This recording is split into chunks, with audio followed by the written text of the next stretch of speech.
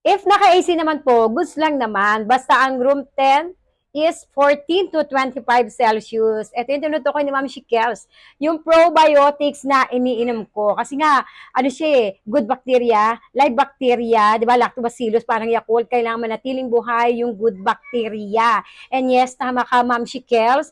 Basta pakiramdam nyo sa paligid nyo ay hindi mainit, yung tipong alam mong buhay pa rin, yung ating mga good bacteria na naandito sa ating probiotics, okay na okay yun, kahit hindi siya ilagay sa ref. Parang ako, ang temperature lang naman ng aming AC ay 24, hindi ako nagpo-14, malamig na yan.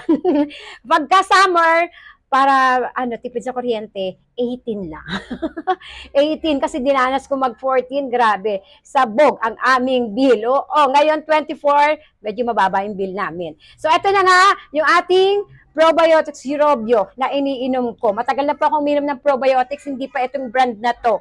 At ito yung nakatulong sa akin, yung probiotics, kung bakit ang bango ng aking pepe ko. Totoo yung mga Mima. Any naman na probiotics pwede nyong inumin.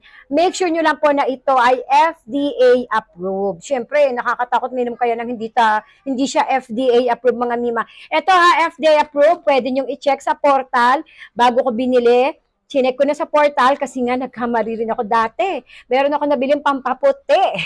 Hindi siya FDA approved. Nagtiwala na lang ako dun sa details niya na nakalagay na meron siyang FDA number. So, fake pala yung FDA number nila. Kaya, Mima, mag-probiotics ka para iwas tayo sa pabalik-balik na UTI, pangangate at pangangamoy ng inyong pekpek. Pero siyempre, disclaimer, kung yung pangangate ng inyong pekpek at pangangamoy at yung UTI niya ay sobrang lala, Mima, consult your doctor first para na rin sa ating kalusugan.